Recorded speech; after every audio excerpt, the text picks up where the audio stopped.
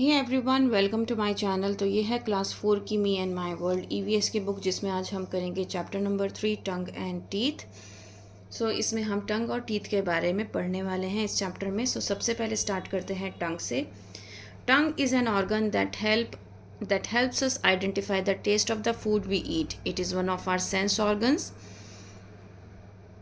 तो बेसिकली टंग क्या करती है? टंग हमें हेल्प करती है ये जानने में, ये पहचानने में कि हम किस तरीके का खाना खा रहे हैं। खाना नमक वाला है, मीठा है, मिर्चें ज़्यादा हैं।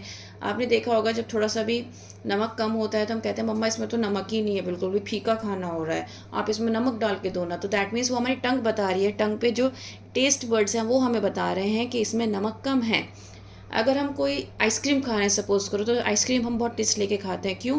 क्योंकि हमें पता है कि वो हमारी फेवरेट चीज़ है, राइट? तो हम उसका टेस्ट लेते हैं, हमें हमारा दिल चाहता है तो हम कहते हैं पापा प्लीज़ आइसक्रीम लेकर आइएगा ना आज। तो दैट मीन्स हमारी टेस्ट बर्ड्स हमें क्या करनी होती है, हम इम्प्रूव करनी होती हैं और हमें आइसक्रीम खानी होती है।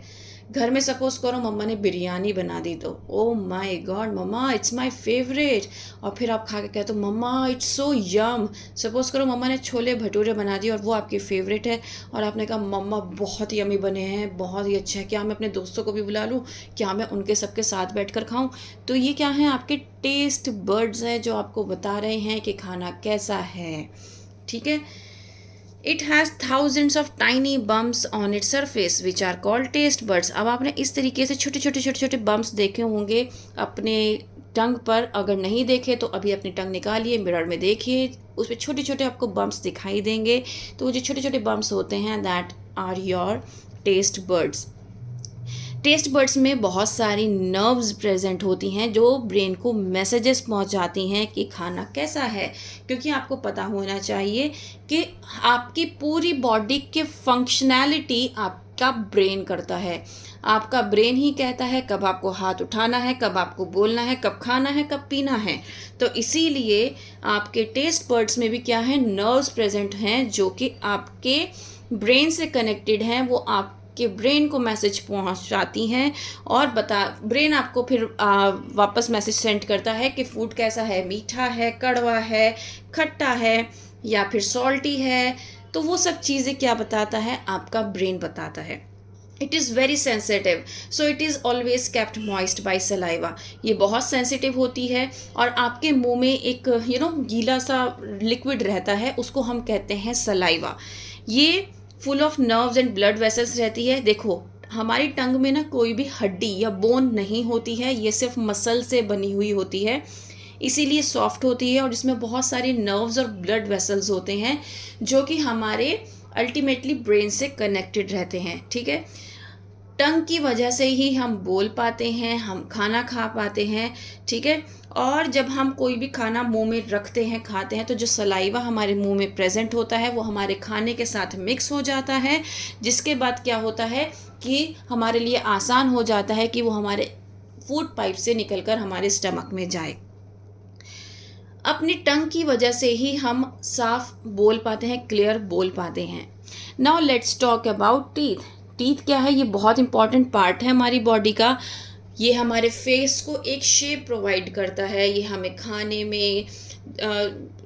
में मदद करता है, किसी भी चीज़ को बाइट करने में मदद करता है। इवन हम क्लियर बोल पा रहे हैं तो just because of our teeth and tongue. ठीक है। तो बहुत सारे ऐसे वर्ड्स होते हैं कि आप विदाउट टीथ बोल नहीं पाते। अब हम एग्जांपल लेते हैं, आपके घर में अगर ग्रैंड पेरेंट्स होंगे और उनके दांत नहीं हैं तो आपको उनकी जो बात है ना वो क्लियर समझ में नहीं आती है ना? उसका रीज़न यही होता है कि उनके टीथ नहीं होते हैं, जिसकी वजह से आपको क्लियर समझ में नहीं आता है। ऐसे ही अगर हम छोटे बच्चे की बात करें जो अभी बस बोलना सीखा है लेकिन उसके दांत नहीं आए हैं, तो वो भी हमें समझ में नहीं आता। हम कहते हैं ना मम्मा मुझे नहीं समझ में आ रहा है ये क्या बोल रहा है बेबी, है ना? तो लेकिन मम्मा समझ जाती हैं, राइट? तो वो क्या है? जस्ट बिकॉज ऑफ टीथ वो क्या है? आपकी क्लियर स्पीकिंग नहीं है, जिसकी वजह से आप उसकी बात को समझ नहीं पा रहे हैं। अब दो तरीके के टीथ होते हैं, एक होते हैं मिल्क टीथ और एक होते हैं परमानेंट टीथ। तो मिल्क टीथ वो टीथ होते हैं जो कि आपके बर्थ के 6 to 7 मंथ्स तक आ जाते हैं। ठीक है। आने स्टार्ट हो जाते हैं, 6 to 7 मंथ्स में आने स्टार्ट हो जाते हैं। और 13 ईयर्स तक निकलते रहते हैं। लेकिन 6 ईयर्स की एज से क्या होता है, 6 ईयर्स की एज से वो टूटना भी स्टार्ट हो जाता है। 6 मंथ्स की एज से निकलना स्टार्ट हो जाते हैं। जब बच्चा 6 महीने का होता है तो दांत उसके आने स्टार्ट हो जाते हैं। लेकिन जब बच्चा 6 साल का हो जाता है तो जो दांत उसके आए थे वो टूटना स्टार्ट हो जाता है। तो मिल्क टीथ जो होते हैं वो टूटते हैं और फिर परमानेंट टीथ आते हैं। ठीक है, इसीलिए मिल्क टीथ को हम टेम्परेरी टीथ भी कहते हैं। ठीक है, new sets of teeth is called permanent teeth. By the age of 12 years all permanent teeth grow. 12 years की एज तक जितने भी परमानेंट टीथ होते हैं वो सब ग्रो कर जाते हैं। तो 28 परमानेंट टीथ होते हैं। जो लास्ट 4 टीथ होते हैं उनको हम विजडम टीथ बोलते हैं, जो कि 20 से 30 ईयर्स के बीच में निकलते हैं, जिनको हम कहते हैं अक्कल दाढ़, है ना। So the adults have set of 32 teeth, 16 in the upper jaw and 16 in the lower jaw. तो जो जितने भी बड़े लोग होते हैं उनके पास 32 दांत होते हैं। तो इसीलिए कहते हैं ना, 32 मत दिखाओ। 32 मतलब अपने दांत मत दिखाओ। तो 16 अपर जॉ होते हैं और 16 लोअर जॉ होते हैं। सो अगर हम कोई भी दांत इसमें से लूज़ कर देते हैं परमानेंट टीथ में से, तो हमारा वो दोबारा नहीं आता है। Now let's talk about the structure of a tooth. So teeth are hard, strong and bony structures fixed firmly both in the upper and the lower jaws. अब जो हमारे टीथ होते हैं ये बोनी स्ट्रक्चर होता है, जो कि टाइटली फिक्स्ड होते हैं। कहाँ पर? गम्स में। गम्स क्या है? ये सॉफ्ट पिंक कलर का जो होता है ये गम्स कहलाता है। ये हमारे टीथ को होल्ड करके रखता है।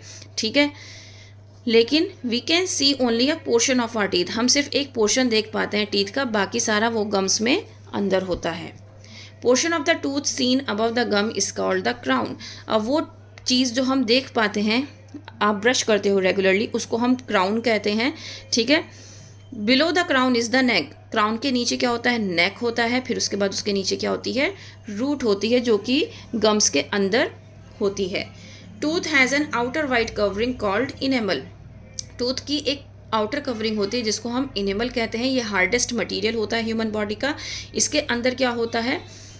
मेन पार्ट होता है टूथ का जिसको हम कहते हैं डेंटाइन, ये।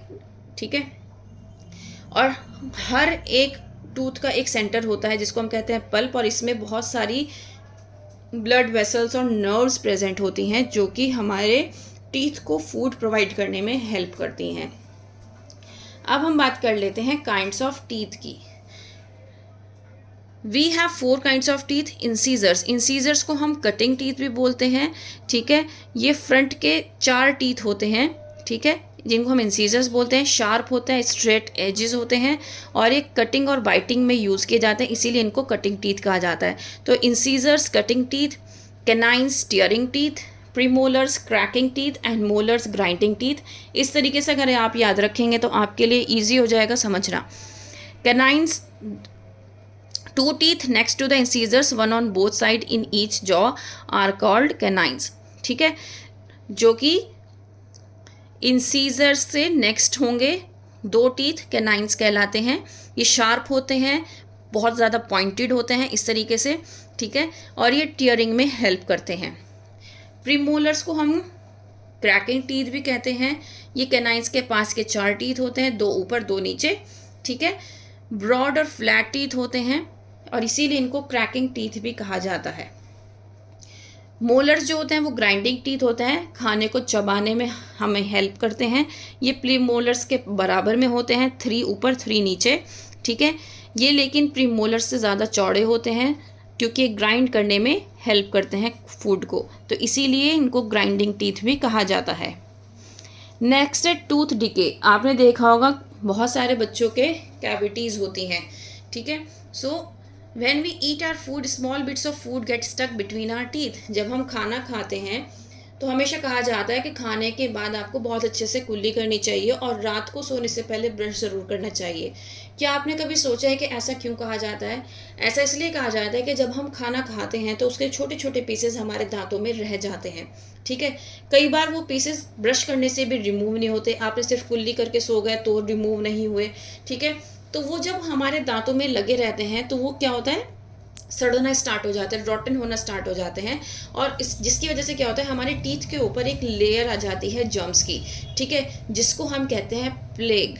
ठीक है, ये जो प्लेग होता है, ये शुगर जो प्रेजेंट होता है हमारे फूड में उसके साथ रिएक्ट करना स्टार्ट कर जाता है, जिसकी वजह से एसिड प्रोड्यूस होता है। और एसिड क्या करता है, हमारा जो अपर लेयर होती है ना, ये जो अपर लेयर होती है इनेमल को ख़राब करना स्टार्ट कर देता है। ठीक है, इसको ख़राब करना स्टार्ट कर देता है। जब ये ख़राब होना स्टार्ट हो जाता है दैट मीन्स ये टूथ डिके है। आपको पता है इसकी वजह से जब बहुत ज़्यादा टूथ डिके हो जाता है तो दांत में होल हो जाता है और हम कहते हैं कैविटी हो रही है ना।